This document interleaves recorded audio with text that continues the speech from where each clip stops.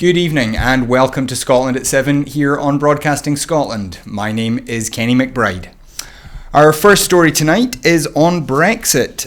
Prime Minister Boris Johnson today pitched new proposals for an amended Brexit agreement that would remove the so-called backstop over the Irish border. But EU officials have expressed scepticism about the chances of a breakthrough. This comes from a Reuters report today. The tortuous Brexit negotiations have led to fatigue in EU capitals. One EU diplomat cast Johnson's approach as a kamikaze strategy, and another bluntly said that a new deal would be difficult to do swiftly if London demanded substantive changes. Boris Johnson, who was, of course, the face of the Leave campaign, said, "We do think there's a good way forward," and he said he would be presenting a very good offer very soon.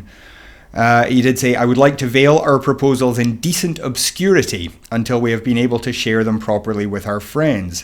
He said, as he dismissed a report that his government would propose custom posts on either side of the Irish border. Johnson has said he wants to secure an amended agreement at an EU summit on October 17th and 18th, and that both sides are keen on a deal to allow an orderly Brexit. But many EU diplomats doubted that a breakthrough was possible by that time. One EU diplomat said, "We are sitting here every day ready to negotiate. The kamikaze way in which it is being treated by the UK government is not something we have chosen."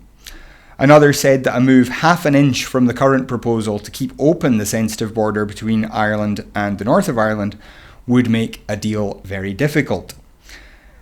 In a moment of truth that will define the future of Brexit, the EU and his premiership, Johnson is betting he can get enough concessions from Brussels to persuade Brexit supporters in the British Parliament to ratify any deal. If he succeeds, he will of course go down in history as the British leader who delivered Brexit.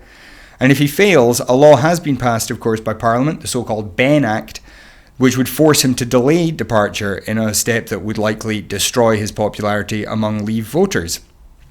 Johnson said today, "We are working flat out to get a deal," and denied speculation that he did not really want one, saying, "This is completely untrue.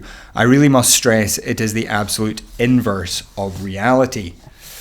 The EU, of course, doesn't want Northern Ireland to become a backdoor to the EU single market, but having an open border is an essential part of safeguarding the 1998 Good Friday Agreement, which ended decades of violence in the north of Ireland. So Johnson said, "What we want to do is get rid of the backstop. That is the most important thing." Meanwhile, Steve Baker, chairman of the European Research Group, the pro-Brexit group within the Tory party, said, "We would like to be able to vote for a deal, and actually I'm highly confident if Boris brings back a deal, it will be a deal which he expects we'll want to support. But if it is Brexit in name only, I will vote against it." Johnson said there would have to be checks of some kind on the island of Ireland, which is of course a step too far for the Irish government and for the Irish nationalist minority, or which may now be becoming a majority in the north itself. He said, "That's just the reality, because in the end, a sovereign, united country must have a single customs territory. When the UK withdraws from the EU, that must be the state of affairs that we have. What we're coming up to now is, as it were, the critical moment of choice for us as friends and partners about how to proceed." Of course, the question of sovereignty over the north of Ireland is what the entire Good Friday Agreement was about.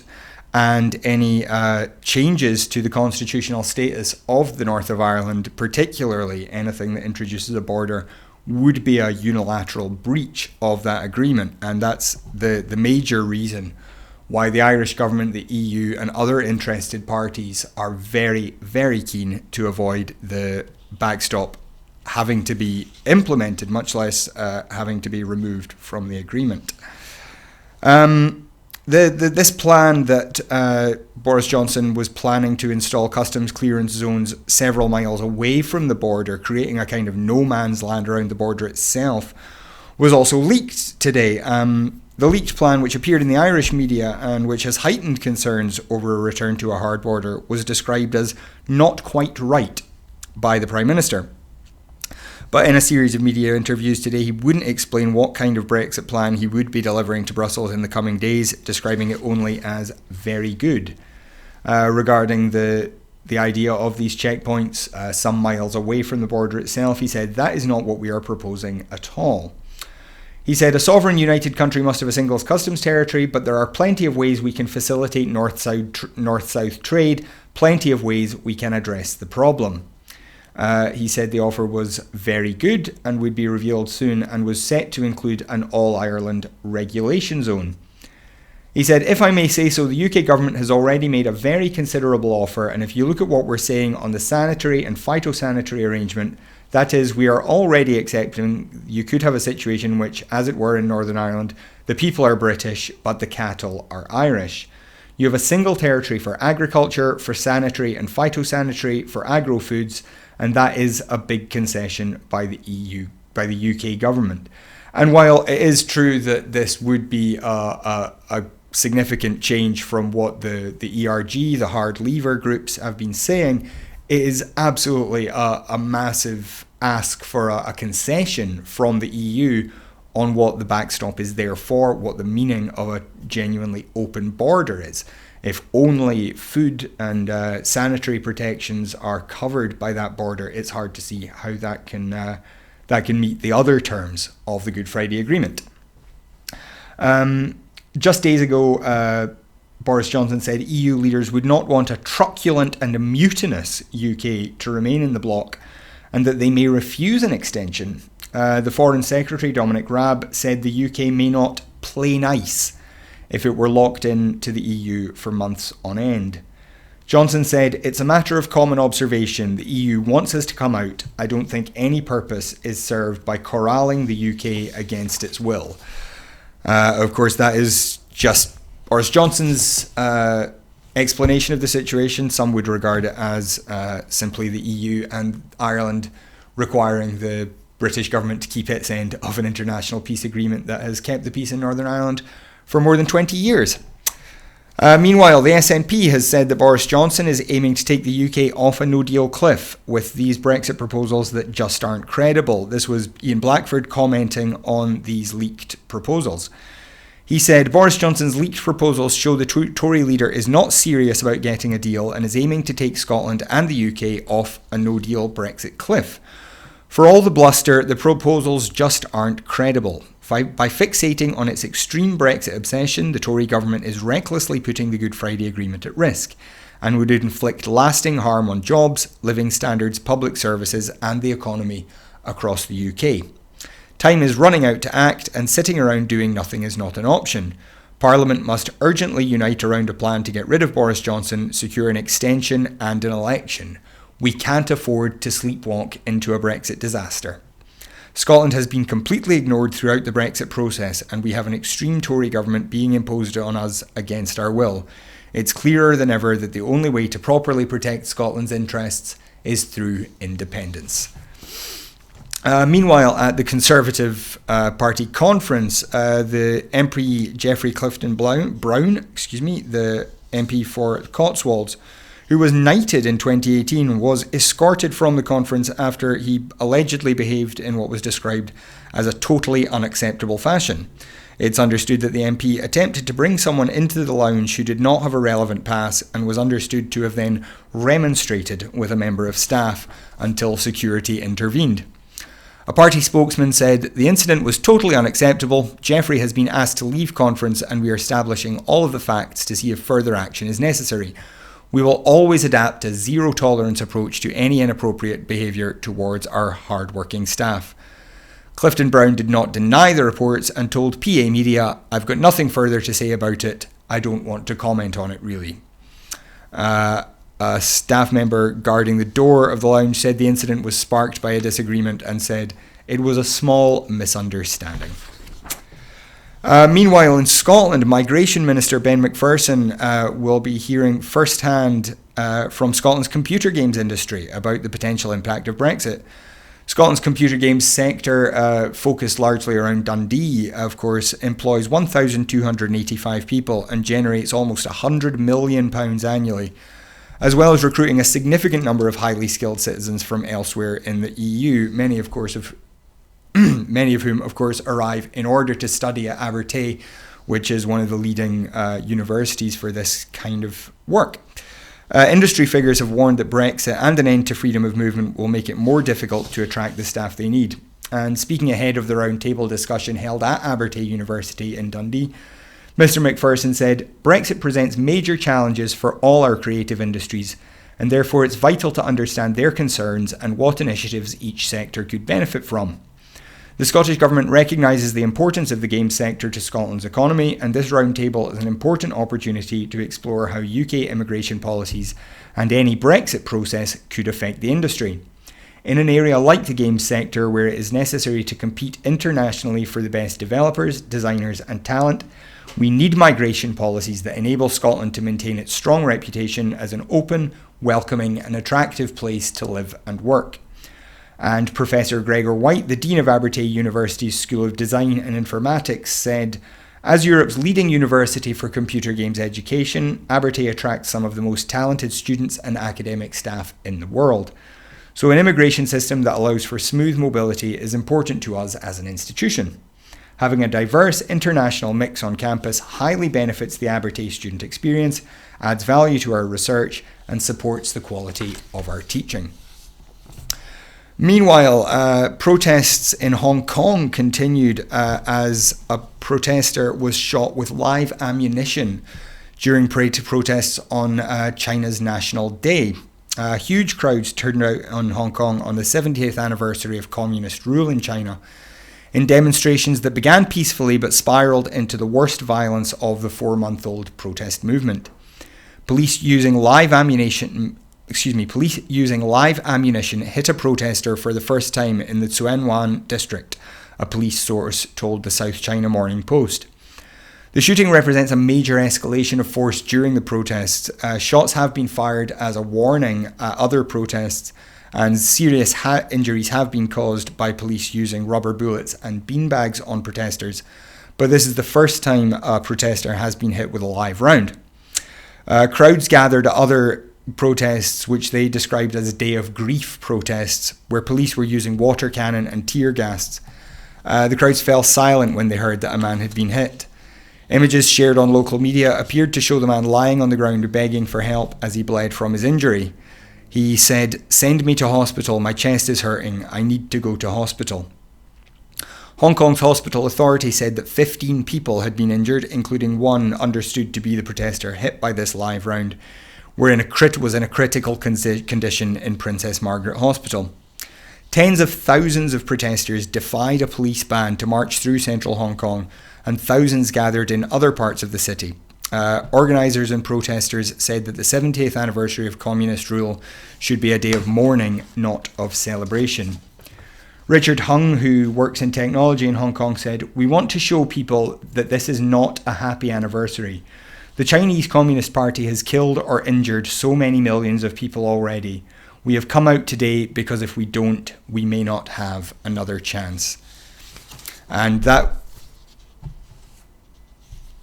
was a similar story from Reuters, again highlighting this shooting. Protesters have vowed to seize the opportunity on China's National Day to propel their calls for greater democracy onto the international stage, hijacking this occasion which Beijing sees as an opportunity to showcase China's economic and military progress. And another marcher, a 42-year-old woman who identified herself as Lee, said, "I'm not young, but if we don't march now, we'll never have the chance to speak again. It's as simple as that." And that feeling does seem to be growing in Hong Kong, especially given this apparent escalation in violence by those trying to shut the protests down. It's certainly a story that we will keep an eye on, of course, and we will hopefully see tensions reduced over the coming weeks. Meanwhile, in Catalonia, protesters gathered in Girona on Tuesday to mark the second anniversary of the Catalan independence vote. This, of course, was the referendum which was declared unlawful by the Spanish government, but which went ahead anyway under severe violence in some cases by the Spanish state forces. So during the protests today, some hurled eggs at police and some toppled bins, amid a hardening political atmosphere around the most polarising issue in Spanish politics today. So tensions between independence activists in the region and Madrid have run high in recent days after Spain's High Court sent 7 Catalan activists to jail, which was followed by the regional parliament adopting a resolution backing civil disobedience. The protests will provide a measure of strength of the Catalan movement, which has posed a major challenge for Spain for years and triggered its biggest political crisis in decades in 2007, when the region briefly declared independence. The movement has so far been peaceful, but this has been put in question by the arrest last week of the 7 activists, alleged to be linking with the grassroots CDR protest movement and accused of preparing violent actions. We are not sure what evidence exists so far for this alleged violent activity that was planned. We know that the Spanish government is not necessarily always the most strict about the quality of evidence it seeks for its actions in Catalonia. So again, we will keep an eye on that story and report as we hear more. Meanwhile, in the United States, the Trump impeachment scandal grows more and more bizarre, complicated, and brings in more and more of his inner circle.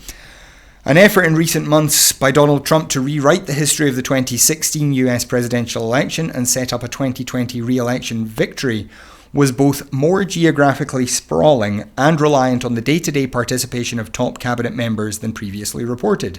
It emerged on Monday. Both William Barr, the Attorney General, and Mike Pompeo, the Secretary of State, collectively participated in contacts between Trump and leaders of at least 4 foreign countries, according to multiple reports. These contacts were variously aimed at producing stories that could damage Joe Biden, Trump's potential 2020 opponent, or at producing stories that could undermine the US intelligence community assessment from 2017 of Russian election tampering in the last election, the report said. An impeachment inquiry launched last week in the House of Representatives was sparked by known Trump administration contacts with one country, Ukraine. But the picture of Trump's outreach to additional potential foreign partners and the scope of involvement of top government officials in the effort was quickly changing. Barr and Pompeo, whose vast portfolios nominally run from administering criminal justice in the US to securing international alliances and combating threats abroad, have separately tried to distance themselves from the avalanching revelation that Trump's conduct of the matters of state has apparently, in significant proportion, been devoted to the pursuit of the president's personal bugbears and ambitions. Barr was previously reported to be surprised and angry to find his name mentioned in the summary of a call between Trump and the Ukrainian president, while Pompeo, when asked what he knew about that phone call, replied that he had not seen a copy of the whistleblower document that flagged it. "I haven't seen the complaint," he told ABC News. In fact, Pompeo reportedly took part in the call, according to the Wall Street Journal, citing a senior State Department official. For his part, Barr flew to Italy and to London to ask for help in investigating the roots of the Russia investigation, the Washington Post reported. Trump also asked the Australian Prime Minister Scott Morrison for help, and Morrison agreed to assist, something first reported by the New York Times and confirmed by the Australian government. It should trouble all of us that the Attorney General is flying overseas and spending his time focused on discrediting the origins of the Mueller probe instead of combating crime here in the US, tweeted the former federal prosecutor Renato Mariotti. His personal involvement reinforces the view that he does Trump's bidding. Pretty clear that Barr is working feverishly with Trump to produce some kind of anti-Mueller report, tweeted the MSNBC host Chris Hayes. So this story just continues to get more and more bizarre. It does seem that in some respects Trump is welcoming the impeachment investigation on the basis that it is extremely unlikely the impeachment will actually occur.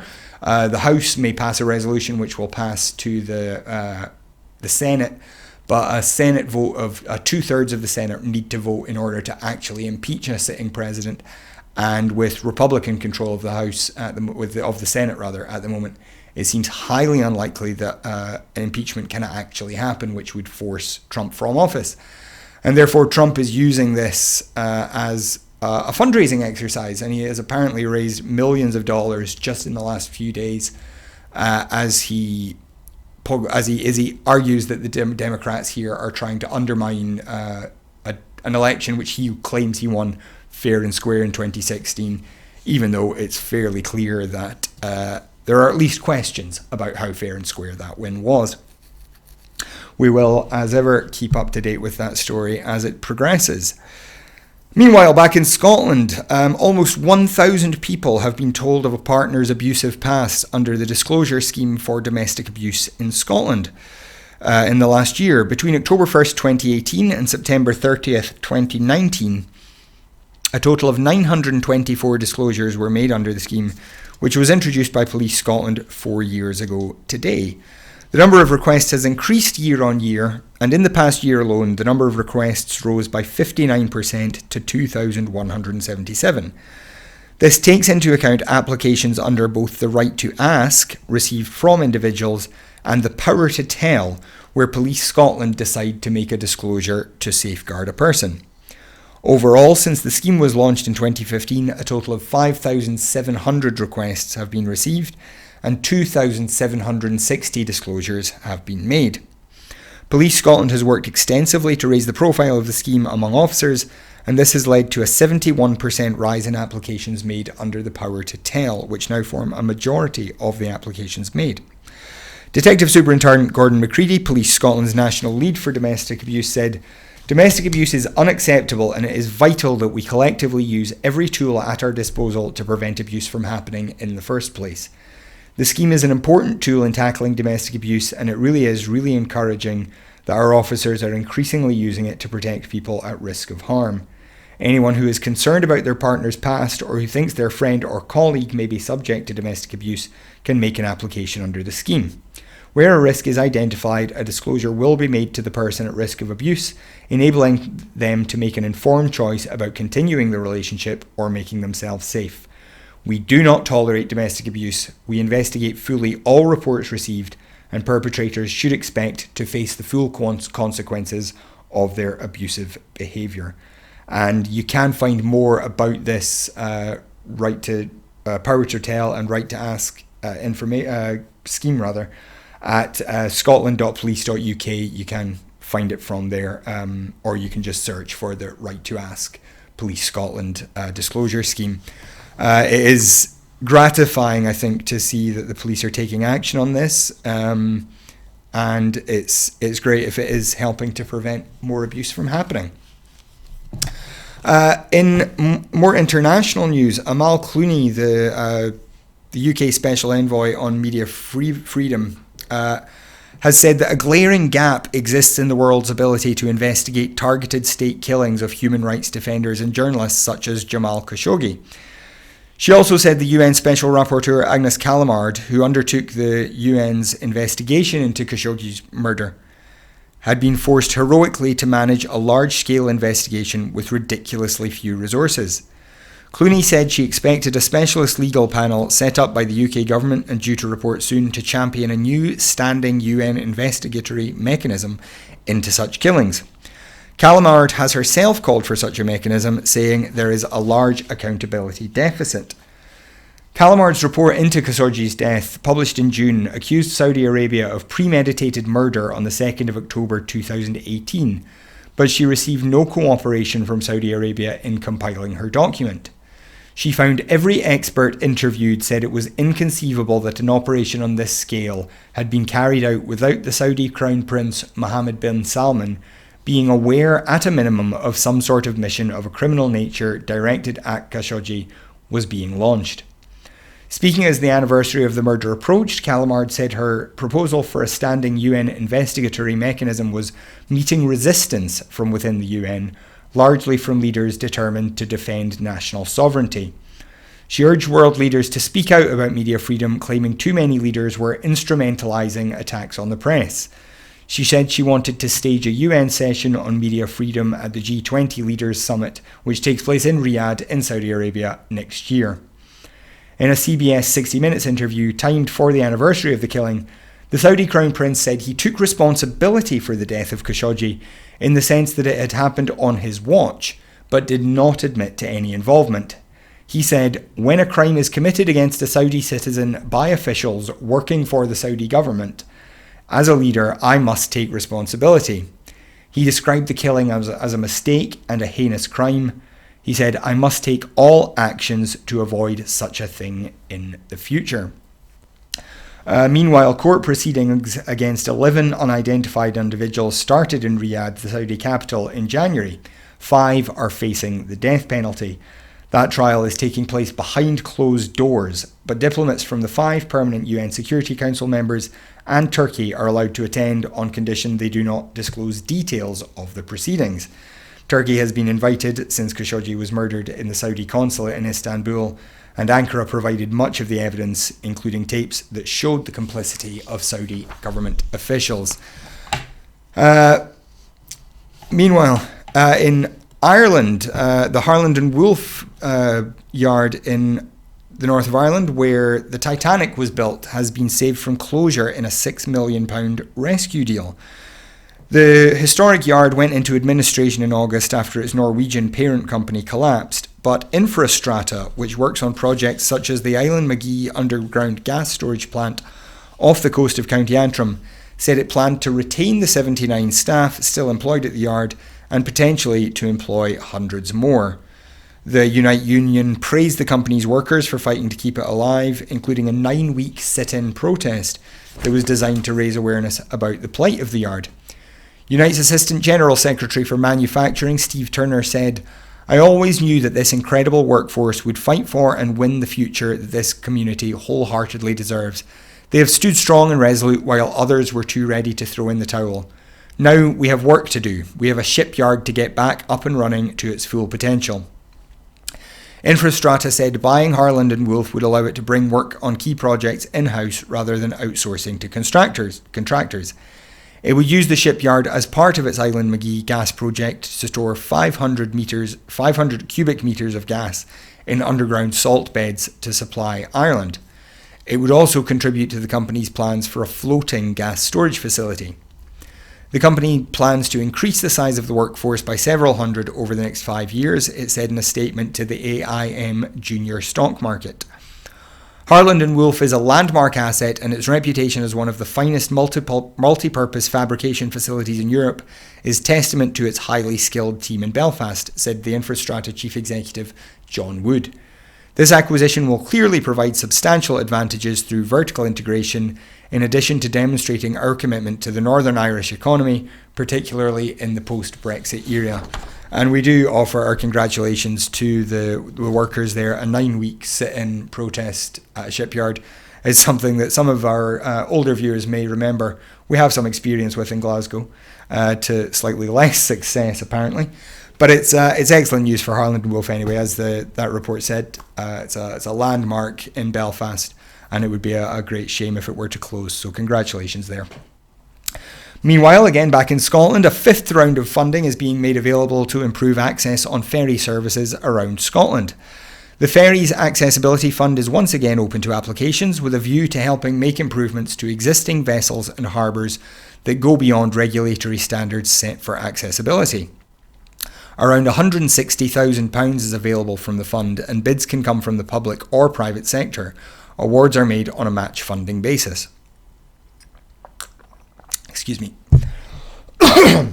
Minister for Energy, Connectivity and the Islands, Paul Wheelhouse, said, we want ferry and harbour operators to provide the best passenger experience possible, so I'm delighted to open the Ferries Accessibility Fund for a 5th round of applications.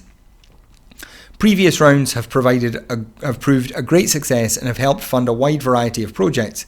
These range from the installation of changing places toilet facilities and improved onboard signage to enhanced accessibility at terminals and staff training in disability awareness. I encourage any potential bidders to come forward with proposals to improve their services, and I hope this round of applications will continue our efforts to enhance the door-to-door journey for all our passengers. And we would encourage, of course, anyone who has ideas on how that money could be spent to improve access to our island communities to get involved in any way they can. And also in Scotland, a new animal welfare bill has been published. This is new legislation to strengthen animal cruelty penalties and to improve powers for frontline enforcement agencies. The Animals and Wildlife Penalties, Protection and Powers Scotland Bill will increase the maximum penalties for the most serious animal welfare and wildlife offences to 5 years imprisonment and increase the maximum penalties for various other offences. The bill will implement what's been called Finn's Law, giving extra protection to service animals, and provide a process to allow animals that have been taken into possession on welfare grounds to be sold or rehomed quickly without the need for a court order. Rural Affairs Minister Mary Geoghegan said, "We want to continue to have the highest standards of welfare for our animals and to have the most robust and proportionate penalties available.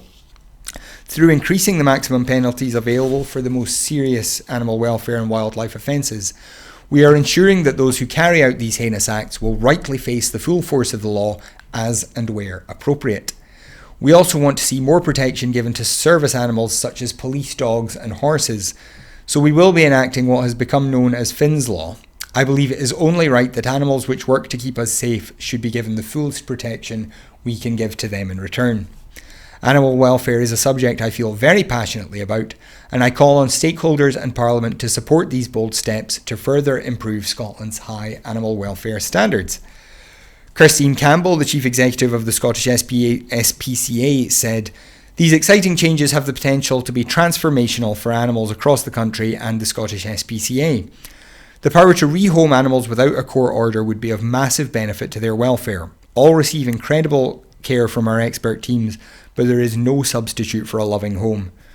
Prosecution is a last resort for the society, but we have long felt the penalties for animal cruelty are too lenient and too inconsistent. We hope increasing the options available to sheriffs will lead to fewer people mistreating animals in the first place." And a consultation on the provisions included within that bill was carried out earlier this year. The analysis was published on the 17th of July, and we expect to see that bill debated in Parliament very soon. And finally tonight, mixed-sex couples will be able to enter into a civil partnership for the first time under new legislation introduced to the Scottish Parliament. Social Security and Older People Secretary Shirley Ann Somerville said, "Fundamentally, extending civil partnerships to mixed-sex couples is about equality, fairness and choice. This means all couples will have the same choices if they decide they want to make a lasting commitment to each other through a legally recognised relationship. Just like same-sex couples, mixed-sex couples will be able to choose to enter into a civil partnership if they feel this is right for them. The Scottish Government is creating an inclusive Scotland that promotes equality of choice and human rights for all. This legislation is part of that goal." And this, of course, comes on the back of the historic weirdness that occurred where civil partnerships were available to gay couples, and then equal marriage was introduced so that gay couples could get married, but same-sex couples were not able to enter into a civil partnership, and this was seen as unbalanced. So this will be resolved in the coming legislative session. So, thank you, ladies and gentlemen, for joining us tonight. We're sorry we didn't have a guest tonight. It's sometimes difficult to get a guest at short notice. I hope you weren't too disappointed to only have me tonight. That is all the news we have for you. Just before we go, as always, we would like to remind you that making TV programmes is an expensive business, and we can only keep doing it with your support. You will see on the screen right now, it says become a Broadcasting Scotland supporter at broadcastingscotland.scot/register. Your £5 a month will make all the difference. If we can get another 300 supporters in the next wee while, we are ready to go and very enthusiastic to get going, I should stress, with our new Scottish Question Time show. The idea being to tour the country and get politicians and other people onto this panel to answer your questions. We will also be broadcasting live from the big pro-independence march, the All Under One Banner March, taking place in Edinburgh next weekend, the 14th of October. This Saturday. So we will look forward to seeing you there. If you do see our cameras, if you see me, do come and say hello. We're very friendly, I promise. But in the meantime, thank you very much for joining us tonight. I've been Kenny McBride, and this has been Scotland at 7 on Broadcasting Scotland.